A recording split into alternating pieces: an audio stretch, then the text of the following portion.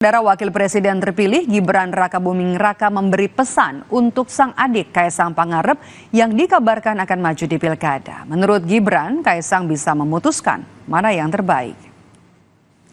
Usai menyerahkan surat pengunduran diri sebagai Wali Kota Solo, Gibran Rakabuming Raka menyebut Kaisang sebagai Ketua Umum Partai seharusnya bisa memutuskan mana yang terbaik untuk langkah politiknya ke depan. Seperti diketahui, Kaisang disebut-sebut akan maju di Pilkada Serentak 2024.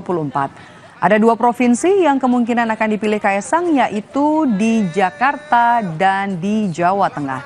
Sebagai kakak, Gibran mengaku hanya bisa mendoakan yang terbaik dan selebihnya selanjutnya dibiarkan rakyat yang menentukan pilihan. Saya kembalikan ke Kaisang. Kaisang itu ketum partai dan saya yakin dia bisa memutuskan sendiri. Saya hanya mendoakan yang terbaik saja. Dan sekali lagi ini nanti yang milih warga, ya. Biar warga yang menentukan, biar warga yang menilai. Yuk terakhir.